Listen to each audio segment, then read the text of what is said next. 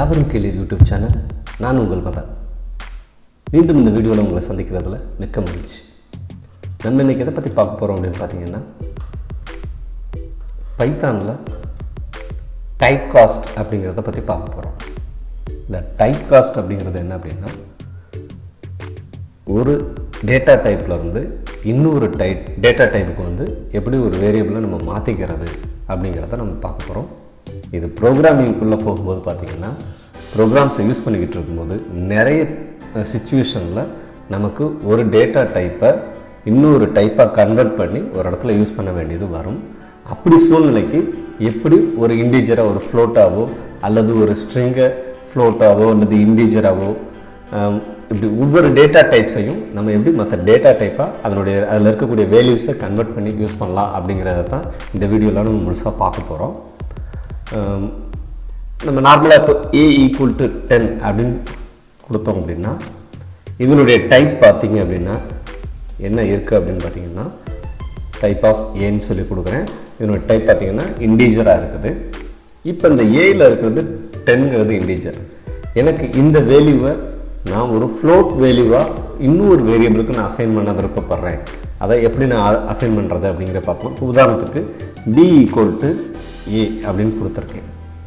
இப்போ அசைன் ஆயிடுச்சு. இப்போ நான் டைப் ஆஃப் b அப்படின்னு சொல்லி செக் பண்ணி பார்த்தோம்னா, அப்போ பியோட டைப்பும் என்னவா இருக்குன்னா இண்டீஜராக தான் இருக்குது. ஆனால் இப்போ நான் என்ன ஆசைப்பட்டேன் அப்படின்னா, பிக்கு ஏயோட ஃப்ளோட் வேல்யூவாக மாற்றி நான் கொடுக்கணும் அப்படின்னு ஆசைப்பட்றேன்.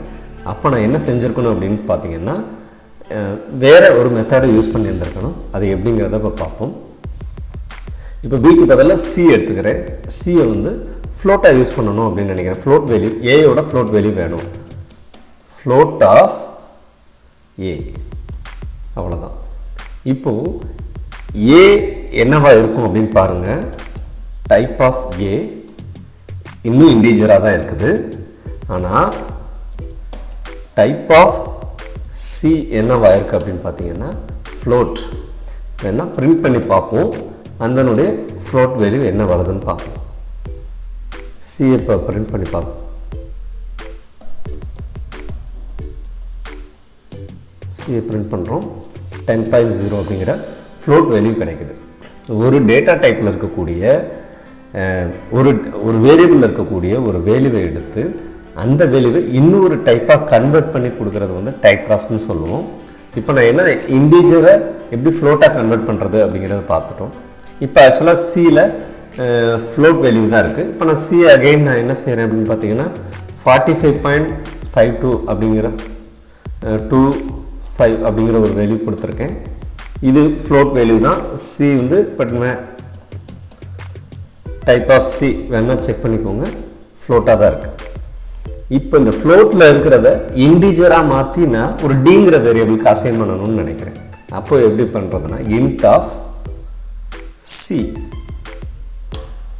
இப்போ அசைன் ஆயிருக்கு. வேணா இப்போ செக் பண்ணி பார்ப்போம். பிரிண்ட் டி, அந்த 45 மட்டும்தான் நமக்கு இதில் கிடச்சிருக்கு.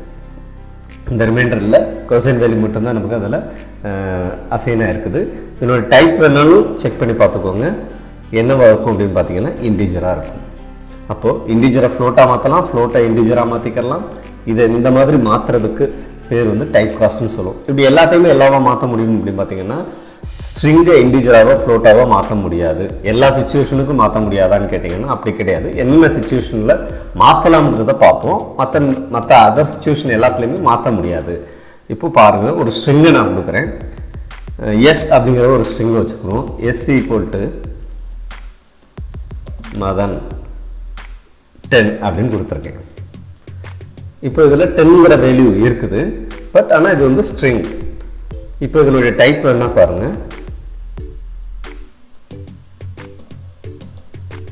டைப் ஆஃப் எஸ் ஸ்ட்ரிங்காக தான் இருக்குது. இப்போது எக்ஸுங்கிற ஒரு வேரியபிளுக்கு இதனுடைய இண்டீஜர் வேல்யூவை நான் இதை ஸ்ட்ரிங்கை இண்டீஜராக மாற்றி நான் கொடுக்கணும்னு ஆசைப்பட்றேன். எக்ஸ் = int ஆஃப் எஸ் அப்படின்னு கொடுத்தா என்ன ஆகுதுன்னு பாருங்கள். எரர். நமக்கு int ஆஃப் எஸ்னால் இதை மாற்ற முடியலை, இது ஆல்ஃபா நியூமரிக் தான் இருக்குது, ஆனால் இந்த ஸ்ட்ரிங்கை என்னால் மாற்ற முடியல அப்படின்னு வருது. இப்போது இதே எஸ்ஸில் எஸ் ஈக்குவல் டு வெறுமனே 10 அப்படிங்கிறத வச்சுருக்கேன். இப்போ டைப் ஆஃப் எஸ் என்னன்னு செக் பண்ணி பாருங்கள், ஸ்ட்ரிங்காக தான் இருக்குது. இப்போ நான் என்ன செய்கிறேன்னா X equal to int of S அப்படின்னு சொல்லி கொடுத்துருக்கேன். இப்போ பாருங்கள் எஸ்ஸுக்கு எக்ஸுக்கு அசைனாக இருக்குது. இப்போ நம்ம பிரிண்ட் பண்ணி பாருங்கள், எக்ஸை பிரிண்ட் பண்ணி பாருங்கள், அதில் 10 இருக்கும். எக்ஸோட டைப் என்னன்னு பாருங்கள், அதுவும் இன்டிஜராக இருக்கும். நம்ம இப்போது ஒரு ஸ்ட்ரிங்கில் ஃபுல்லாக அந்த கண்டென்ட் ஃபுல்லுமே நம்பர்ஸ் இருந்தது அப்படின்னா அதை இன்டிஜராகவோ ஃப்ளோட்டாவோ கன்வெர்ட் பண்ணுறது ஈஸி, கன்வெர்ட் பண்ண முடியும். அதுக்குள்ளே ஒரு அல்ஃபபெட் இருந்ததுனாலே நம்ம அந்த ஸ்ட்ரிங்கை நம்மளால் வந்து இன்டிஜராகவோ ஃப்ளோட்டாவோ கன்வெர்ட் பண்ண முடியாது. இதெல்லாம் சொல்லிட்டீங்க. காம்ப்ளெக்ஸ்னு ஒரு டேட்டா டைப் இருக்கிறதா சொன்னீங்களா? அப்போ இந்த காம்ப்ளெக்ஸை பற்றி நீங்கள் என்ன சொல்ல வர்றீங்க அப்படின்னு கேட்டிங்கன்னா, காம்ப்ளெக்ஸை எதுவாக மாற்ற முடியாது, என்ன டைப்பாக மாற்றலாங்கிறத பார்ப்போம். காம்ப்ளெக்ஸ் வேல்யூ இப்போ வந்து ஒய்ங்கிற ஒரு வேரியபிள் வச்சுக்கிறோம். ஒய் ஈக்குவல் டு காம்ப்ளெக்ஸ் வேல்யூனா ரியல் வேல்யூ இமேஜினரி வேல்யூ ரெண்டும் சேர்த்து கொடுப்போம். 10 + 5j அப்படிங்கிற ஒரு வேல்யூ கொடுத்துருக்கேன். இது என்ன டைப் அப்படின்னு பார்த்தீங்கன்னா, டைப் ஆஃப் ஒய் என்னன்னு பார்த்தீங்கன்னா தெரியும், காம்ப்ளெக்ஸ் டேட்டா டைப். இந்த காம்ப்ளெக்ஸ் டேட்டா டைப்பை வந்து இப்போ இன்டிஜராக மாற்ற முடியுமான்னு பார்ப்போம். இசட் அப்படின்னு ஒன்று வச்சுக்குவோம். இசட்டை வந்து இன்டிஜராக மாற்றி இதை கொடுக்க முடியுமா அப்படின்னு பார்ப்போம். இன்ட் ஆஃப் ஒய் முடியாதுன்னு வந்துருச்சு. Z equal to float of y, அந்த காம்ப்ளெக்ஸ் வேல்யூவை ஃப்ளோட்டாக மாற்ற முடியுமான்னு பார்ப்போம். முடியாதுன்னு சொல்லிருச்சு.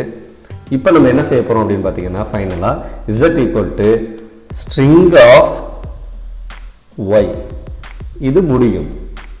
இப்போது காம்ப்ளெக்ஸ் வேல்யூவை ஸ்ட்ரிங்காக மாற்ற முடியுது. ஸோ இதை நீங்கள் பிரிண்ட் பண்ணி பாருங்கள், தெரியும்.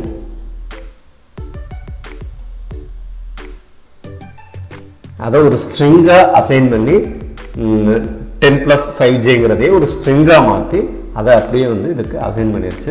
இப்போ இசட்டோட டைப் என்னன்னு பாருங்கள், டைப் ஆஃப் இசட் str. இப்போ ஸ்ட்ரிங்காக இருக்குது. இப்போ நீங்கள் கேட்கலாம், ஸ்ட்ரிங்கை வந்து காம்ப்ளெக்ஸாக மாற்ற முடியும். நம்ம இதுக்கு முன்னாடி ஸ்ட்ரிங்கை பற்றிலாம் பார்த்துட்டு இருந்தோம். ஸ்ட்ரிங்கை வந்து இன்டிஜராக ஃப்ளோட்டாக மாற்றுறதை பற்றி பேசணும். அதுக்குள்ளே நம்பர்ஸ் மட்டும் இருந்தால் பண்ண முடியும். ஒருவேளை நீங்கள் இந்த மாதிரி ஒரு 10 + 5j இந்த மாதிரி மட்டும் ஒரு ஸ்ட்ரிங் இருந்துச்சுன்னா அந்த ஸ்ட்ரிங்கை காம்ப்ளெக்ஸாக கன்வெர்ட் பண்ண முடியுமா அப்படின்னு கேட்பீங்க. வேணா நம்ம எம்னு ஒரு வேரியபிளில் செக் பண்ணி பார்ப்போம். m equal to complex of